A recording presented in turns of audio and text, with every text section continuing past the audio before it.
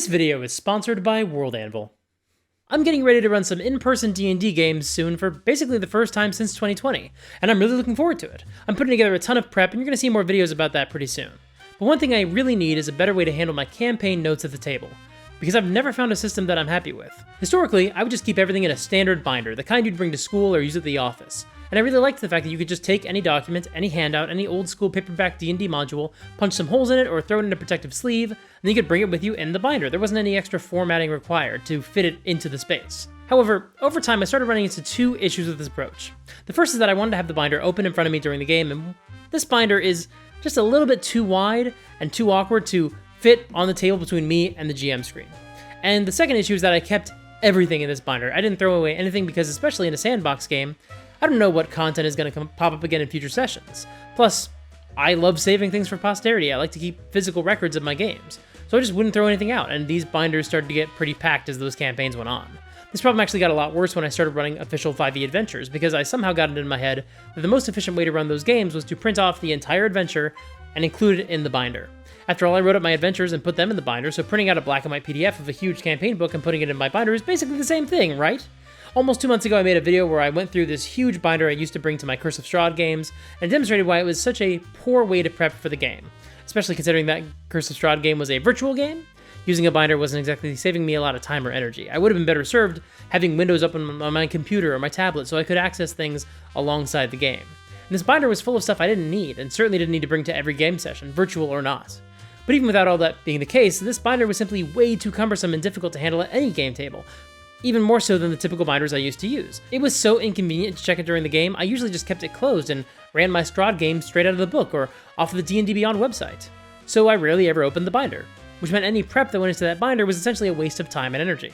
I also made a video where I purged a bunch of my D&D notebooks, and in that video I discussed how I wish I could keep my entire in-person campaign in a convenient notebook and run the whole thing out of a single bullet journal, but I've never been able to make that happen. And when you start a notebook project like that, or rather, when I start a notebook project like that, and then the notes don't come out well or the game falls apart, I get this sunk cost fallacy idea in my head, like, oh, well, now the notebook's ruined, and then I don't want to use it anymore. And so clearly that system wasn't working either.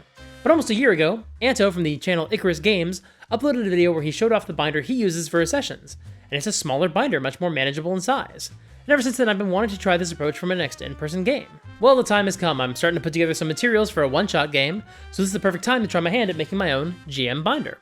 And now I have to ask, what sort of stuff do I want to bring to my games these days? When I haven't been formatting my notes and prep work for this approach, what sort of work goes into making everything fit into this smaller binder?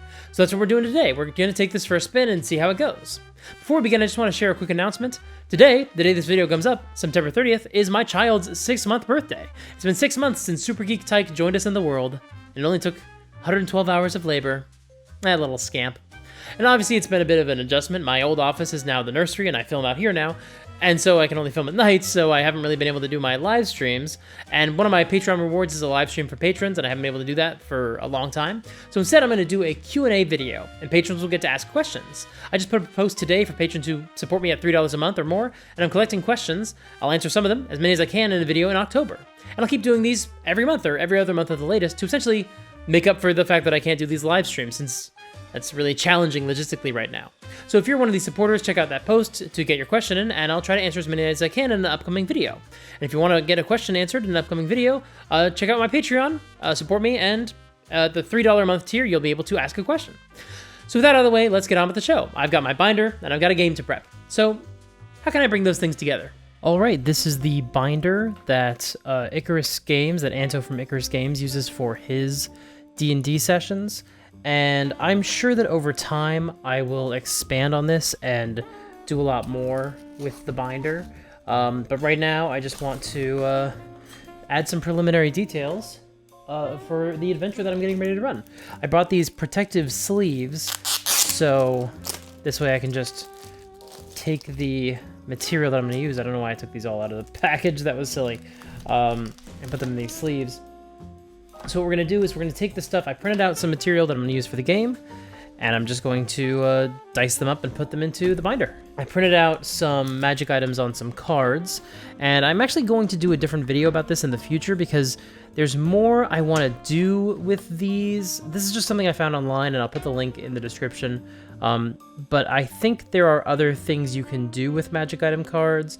Like, these don't even have a back to them, but they'll work fine. This is just a one-shot. If it goes anywhere, and if I was running a longer campaign, I would probably do more with the cards, and I might still do something with this before the game, because the game actually just got pushed from October to, it looks like it's going to be in December now, so maybe I'll do that magic item video. I'll at least film it between now and then and do something with it, something a little bit different from these cards. But in the meantime, I just want to at least get these formatted so I can put them into the binder, and so they're a little easier to use at the table.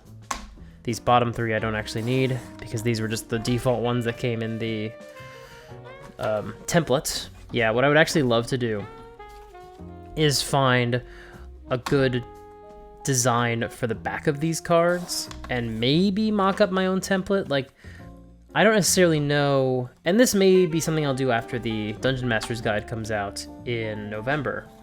I don't necessarily know what material here would stay the same. I don't know if we'll need to, I don't know if this is focusing, there we go. I don't know if these items will still be common or uncommon. I don't know if this gold price is going to stay the same. I think it is. I don't know if there's any other categories I want to add. This also, the text for this had to be really small to fit it, but that's just because it's a spell scroll. So that's sort of the nature of it. We're going to see if that is sufficient for the players. This one is a little bit easier to read. It's not that much smaller. And I'm going to take these sleeves, and I'm going to put some magic items into them. So, this way, once it's time... Oh, and actually this is double-sided, which I didn't realize. There's actually two pockets. There's one, so if I put something on the other side... Okay, that's nice. It's a little more convenient. In fact, I'm going to move the sword to the other side, because now these are vaguely in alphabetical order, but also the sword is more hidden. This is basically, I'm doing the Delian Tomb for my game, and so they might not find the sword at all, whereas the scrolls and the potions are going to be on the goblins. So those I'm definitely expecting them to find. The sword, they might not. There we go. All right, so the magic items are in place. This can go back in here. Next, I printed off some monster stat blocks. So I'm just going to cut these up so that they fit. I literally just took some screenshots off of D&D Beyond, and just, that was the simplest way to do it. This is basically going to be the first time I'm going to have monster cards in my game. This is not something I've typically done, but again, I've got some sleeves that seem like they'll be the right size for this. So I might as well try it. And that's sort of the nice thing about the one-shots I've got lined up, is that each of them can kind of be an opportunity for me to stretch my legs, metaphorically speaking. And as I'm dipping my toes back into running in-person games, I'm experimenting a little bit and seeing what I want to do and what is going to serve my style well. So, now is this one double-sided as well? It is. Okay, great. So, we can put the skeleton on one side, because again, the skeleton is hidden. And so once they discover the skeleton, I'll pull that card out. And what I could probably do, I don't think I'm going to worry about it right now, but what I could do in the future is glue these onto index cards. And that way they're just a little bit easier, they look a little nicer. Or, of course, I can get some official cards. I'm sure there are going to be some printed out for the new edition once the new monster manual is out. You know, so at the earliest, that would be February of next year. Probably a little bit later than that. There we go. And the final thing I've got today, and I will end up putting more in the binder, I have no doubt of that. But the final thing I've got today is the map of the Delian Tomb. And what we're going to do, it's just a faint fold, just to make sure I know. Yeah, so that's about the halfway point. I don't need anything beyond that. Yeah, it's around there. Should be fine. Okay. That's going to be just about perfect. Great. And this is the file. If you watch Matt Colville's video about the Delian Tomb, he just shared this PDF. I think he also shared it as a downloadable file. I didn't end up doing that. I just took the PDF with all the text on it. I changed the riddle because I'm putting this in my world, and so I wanted to do something a little bit different. I didn't want to use the Delian order because I had some other ideas that I wanted to do instead. And so I renamed it to the Order of the Sphinx, and I changed it from the tomb of, I think it's Delios, or Delos, or whatever it is, to the tomb of Electos, because I was looking at Greek names from Xanathar's Guide to Everything, actually. And the other thing I'm going to do, so this was basically a test. Say, okay, did I format this correctly? That this is the right size? And I got very close.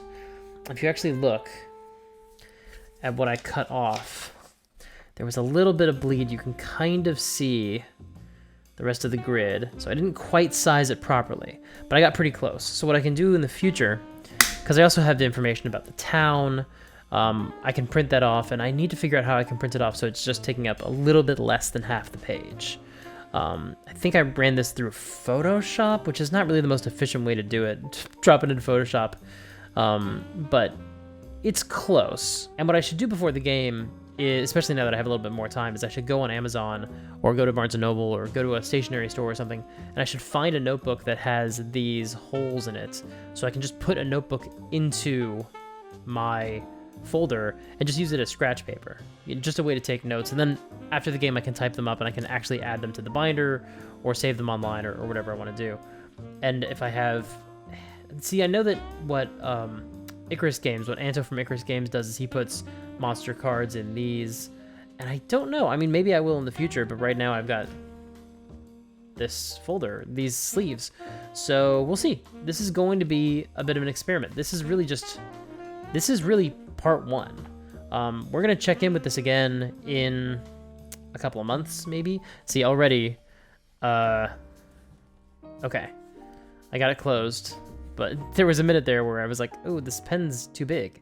But no, it was just the positioning of it. Although I could also put it over here. And that might avoid this problem entirely. Yep. But this is exactly what I mean. I'm going to have to experiment with this. Not just have it at the table, but also next time I try to put something in here, once I'm done with the town that I'm putting together, once I'm done with typing up the information about the gods that a couple of the player characters are worshiping. What exactly am I going to put in here? I'm pretty close to having all that stuff done. I just haven't printed it all out.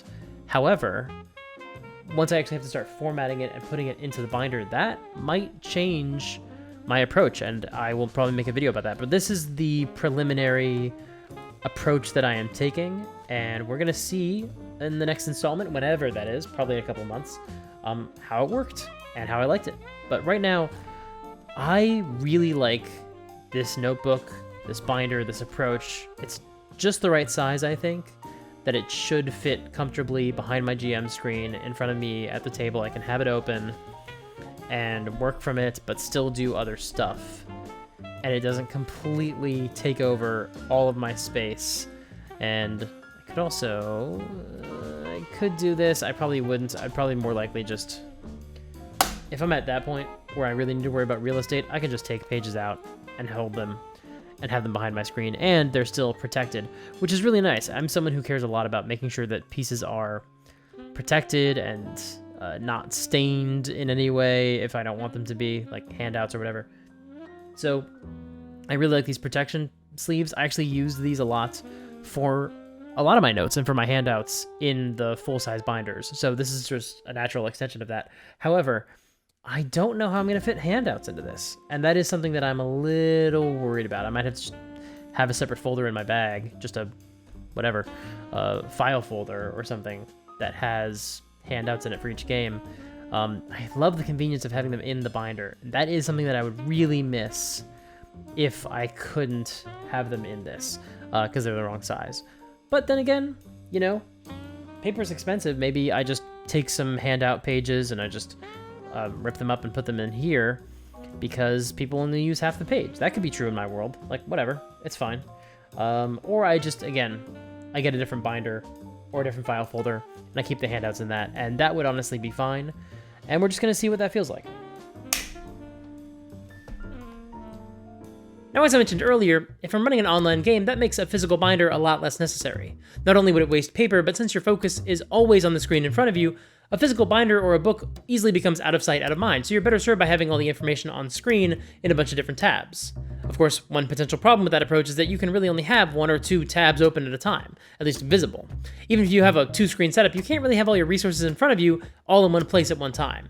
Let's use today's sponsor, World Anvil. World Anvil is a fantastic online toolkit that you can use to keep track of the details of your campaign setting by using their incredible templates to create articles for anything you want. NPCs, magic items, monsters, destinations, whatever you need. And if you're running an online game, then you can easily track everything you need without having a bunch of tabs open by using World Anvil's digital DM screen. You can input the relevant information about your campaign and your player characters, you can access monster stat blocks, you can find NPCs very quickly, and if you don't have an NPC to find, you can create one, and you can send messages to your players, all without leaving the DM screen portal. As I'm getting ready to run some online D&D 5.5 and Shadow Dark games over the next couple of months, I definitely plan to use this screen for those digital games, because it's so much easier than trying to manage a bunch of open tabs, and it's way easier than printing things out and putting them into a binder that I might not look at during my online games. But even for my in-person games, I still plan on entering my world info into World Anvil, so that way my players can easily interact with my world through a convenient, wiki-style resource that they can easily review on their own time. And World Anvil is offering a discount to the viewers of this channel. If you visit worldanvil.com/supergeekmike and use the promo code SUPERGEEK at checkout, you can save 51% off of any annual membership. That is a great deal.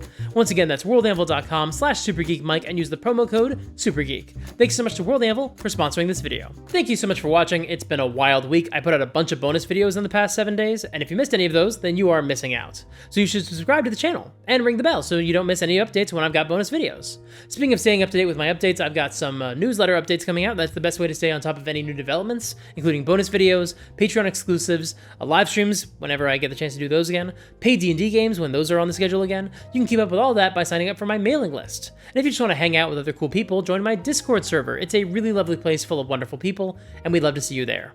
And like I said at the top of the video, if you're able and willing to support me financially, you can do that through my Patreon, through becoming a YouTube member, or through my Ko-fi. All those links are in the doobly-doo below, along with a voter registration link, so go check that out and get ready to vote. This is an important election, and we can help make things better by making our voices heard.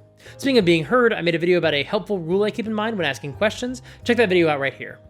Until next time, play fair, and have fun.